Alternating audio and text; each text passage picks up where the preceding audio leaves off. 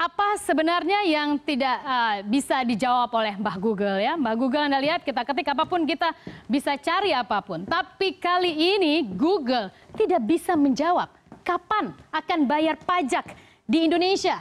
Tarik ulur proses negosiasi pajak Google sempat membuat pemerintah gerah, bahkan menutup pintu damai dengan korporasi mesin pencari terbesar di dunia ini.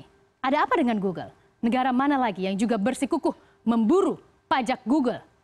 Dicari pajak mesin pencari akan saya ulas sebelengkap untuk Anda sore hari ini. Kita lihat bersama, biasanya Google adalah tempat mencari, kali ini Google yang dicari-cari ya. Kita lihat bersama ke slide ini, kita lihat.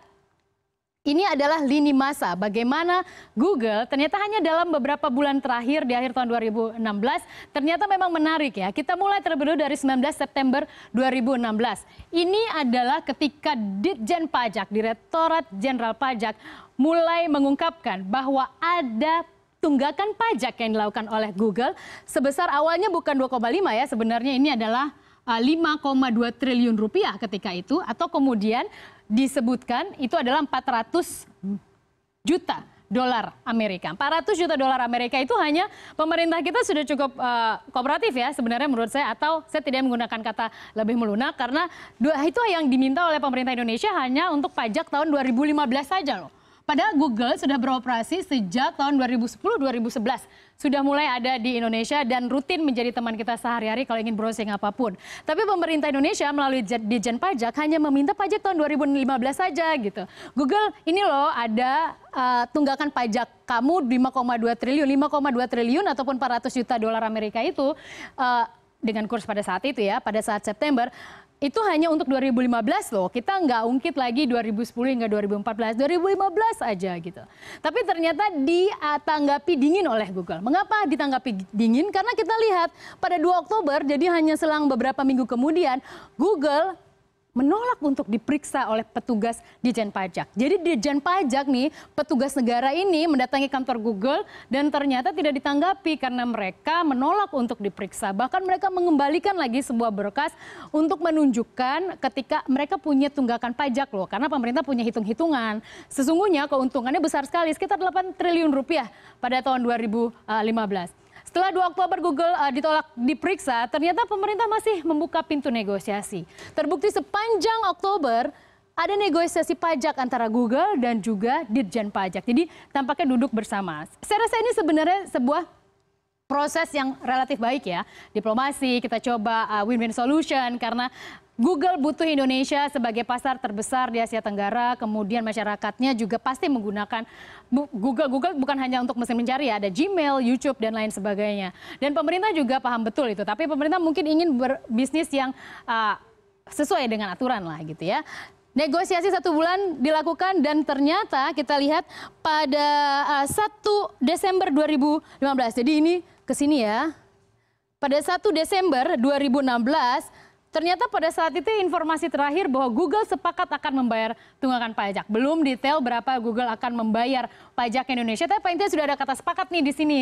Sudah positif tuh ketika itu. Tapi yang menarik, hanya jelang 10 hari kemudian, pada 11 Desember 2016, Google Singapura, Google Internasional, ternyata menurut keterangan dari Ditjen Pajak, tiba-tiba datang tanpa perjanjian, mendadak datang dan melakukan penawaran untuk nilai pajak. Karena menurut hitung-hitungan mereka, angka yang disebutkan ini terlalu besar. Dan mereka menawar. Bahkan tuh sempat juga ada statement, udah kayak pasar gitu loh, kita bayar pajak di Indonesia. Sebenarnya kalau kita lihat dari sisi keadilan, saya aja nggak bisa ya menawar nilai pajak saya karena sudah ada aturannya semua gitu. Tapi pemerintah sudah cukup melunak lah. Tapi ketika itu ditawar lagi, pemerintah akhirnya 20 Desember 2016 menyebutkan menutup pintu damai dengan Google. Apa artinya menutup pintu damai dengan Google? Artinya Google harus membayar tunggakan pajaknya. Kemudian kita lihat juga ada yang menyebutkan Google harus membayar 150% dari pajak yang harus disetorkan ke Indonesia. Atau bahkan lagi ada yang juga menyebutkan ada yang sampai 400%. Kita mungkin menarik untuk kita lihat ya bagaimana Google perusahaan kaya ini ternyata bayar pajaknya itu kayak main petak umpet gitu. Dikejar dulu baru ketemu. Nggak langsung bahwa itu adalah kewajiban saya dan saya harus bayar. Ternyata kayak gitu ya.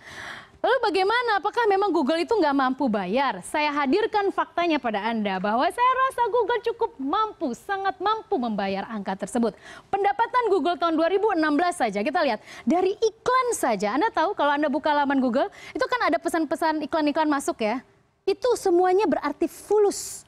Uang itu semuanya. Ini angkanya 76 miliar dolar Amerika. Saya minta bantuan Anda untuk mengalihkannya dalam triliun rupiah. Banyak banget nolnya. Artinya apa? Kita bisa menyebut angkanya sangat besar. Kita bandingkan tadi pemerintah kita angka terakhir saya dengar sekitar 2,2 triliun. Pemerintah sudah oke kok kalau mau bayar gitu. Tapi bagi mereka tetap nggak mau. Padahal pendapatan mereka dari iklan aja itu 76 miliar dolar Amerika. Dan pendapatan operasional mereka itu 26,8 miliar dolar Amerika. Dari mana mereka mendapatkan itu? Dari rajinnya. Saya harus mengakui ya, saya juga rajin sih lihat YouTube ya, ada YouTube ya, lihat YouTube. Kemudian kalau cek email, saya punya beberapa Gmail misalnya, yang hal seperti itu. Kemudian kita lihat Android mereka, mesin pencari udah pastilah ya. Kita riset, saya mendapatkan data ini pun dari mesin pencari Google gitu. Jadi semakin rajin kita menggunakan fasilitas Google, akan semakin kaya mereka. Ini angkanya 26,8 miliar dolar Amerika. Iklannya saja 76 miliar dolar Amerika.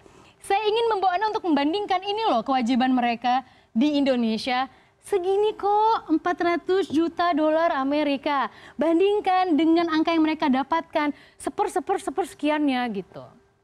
Jadi ini terkait willingness, fairness yang harus Google tunjukkan sebagai perusahaan besar, harusnya juga berbisnis dengan cara yang adil gitu ya. Ini perbandingan yang sangat sederhana.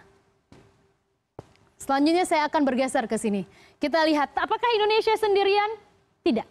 Google banyak dicari-cari, banyak negara di dunia. Mengapa?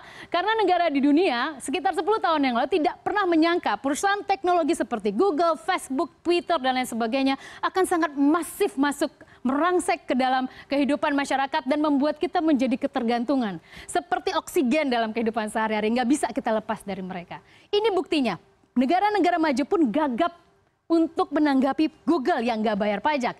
Kita lihat, Inggris adalah contoh sukses. Kenapa? Akhirnya Inggris mengeluarkan sebuah peraturan, sebuah aturan pajak baru. Yang baik harus kita tiru. Ketika Inggris berhasil memaksa Google untuk membayar 130 juta pound sterling di Inggris, kita bisa mencoba ini, pajak baru. Pemerintah mungkin bisa coba ya, yang dilakukan oleh Inggris. Selanjutnya kita lihat, Prancis itu sampai sekarang 1,12 miliar dolar Amerika pun juga nggak bayar loh, lebih gede dari kita ya, kita dikit banget loh. 400 juta, bayangkan di Prancis 1,12 miliar dolar Amerika. Tapi Inggris merupakan pasar kedua terbesar Google setelah Amerika Serikat. Jadi sehingga ketika ditekan oleh parlemen. Dan saya ingat sekali, salah satu anggota parlemen Inggris pernah mengatakan bahwa Google memang legal berbisnis di Inggris. Tapi Google tidak beretika ketika mereka berbisnis di Inggris. Jadi itu dua kalimat ya, legal memang, tapi tidak beretika. Ketika ditekan dengan pajak baru, maka Google mau bayar. Saya tidak tahu persis seperti apa mekanisme skema dari pajak baru di Inggris. Saya paling tidak mereka salah satu contoh sukses untuk memaksa Google bayar pajak di sana. Italia juga masih meminta 300 juta euro agar dibayar oleh Google, belum juga dibayar. Lalu kita lihat Spanyol juga sama, Israel juga sama, Australia juga sama. Dan Australia sendiri ini saat ini bahkan belum bisa mengurai berapa sesungguhnya kewajiban Google untuk bayar pajak di Australia. Indonesia salah satu juga yang memburu Google agar mau bayar pajak. Karena Google itu sebenarnya bisnisnya gini loh. Bisnisnya itu kan intangible ya. Jadi physically itu nggak kelihatan gitu. Itulah yang digunakan. Sementara aturan perpajakan di dunia itu kan sudah, saya bisa menggunakan kata usang lah ya, karena sudah lama sekali. Sementara perusahaan-perusahaan teknologi ini kan mereka itu panen untung pundi-pundinya luar biasa, karena mereka itu tidak bisa, kalau kita gunakan aturan pajak lama, itu nggak bisa kita minta karena memang nggak ada, karena yang di situ yang bisa dipajakan adalah yang tangible asset, yang ada fisiknya gitu. Lantas apa yang bisa kita lakukan untuk mengantisipasi pajak korporasi multinasional? Karena Google hanya satu contoh. Ada Facebook, ada Twitter, kemudian ada banyak lagi perusahaan-perusahaan teknologi korporasi, teknologi lain yang masuk ke Indonesia. Apa yang harus dilakukan? percepat revisi undang-undang pajak, salah satunya adalah ini. Dengan mengungkapkan nantinya pajak itu akan bersifat juga internasional. Dan itu yang menarik ya, yang menurut saya bisa kita tekankan, ataupun cross border ya. Dan kemudian selain itu pemungutan pajaknya juga akan sejalan dengan berlakunya peraturan informasi terkait perpajakan ataupun automatic exchange of information pada tahun 2018 nanti. Dan rencana pengaturan strategi perencanaan pajak dengan cara pengalihan keuntungan. Ini yang sering nih. Mereka suka keuntungannya dialihkan ke surga pajak. Di mana untuk Indonesia, Singapura. Mereka punya untuk Singapura ya.